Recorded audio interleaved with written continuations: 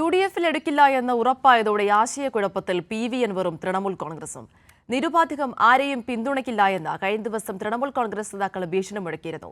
ഉപതെരഞ്ഞെടുപ്പിൽ പ്രധാന ഘടകം PV അൻവർ എന്നും UDF സ്ഥാനാർത്ഥിയെ വിജയിപ്പിക്കുമെന്നും ജില്ലാ കോർഡിനേറ്റർ KT അബ്ദുറഹ്മാൻ പറഞ്ഞു. UDF വാതിലടച്ചതോടെ ആശയക്കുഴപ്പത്തിലാണ് PV അൻവറും തൃണമൂൽ കോൺഗ്രസ് പ്രവർത്തകരും. ഒറ്റയ്ക്ക് മത്സരിക്കുന്നത് ആത്മഹത്യാപരമാകും.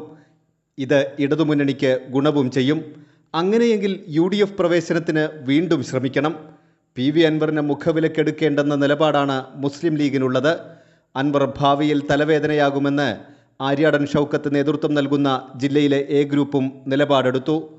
ഇതോടെ അൻവർ തന്നെയാണ് നിലമ്പൂരിലെ പ്രധാന ഘടകമെന്നും UDF-നെ നിരുപാധികം വിജയിപ്പിക്കുമെന്നും തൃണമൂൽ കോൺഗ്രസ് ജില്ലാ കോർഡിനേറ്റർ KT അബ്ദുറഹ്മാൻ തിരുത്തി പറഞ്ഞു.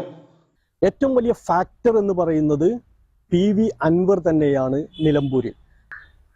UDF നിർത്തുന്ന ഏത് സ്ഥാനാർത്ഥിയായാലും തൃണമൂൽ കോൺഗ്രസ് പിന്തുണച്ച് അവരെ വിജയിപ്പിക്കുന്നതിനാവശ്യമായിട്ടുള്ള പ്രവർത്തനങ്ങളുമായിട്ട് മുൻപോട്ട് പോകും.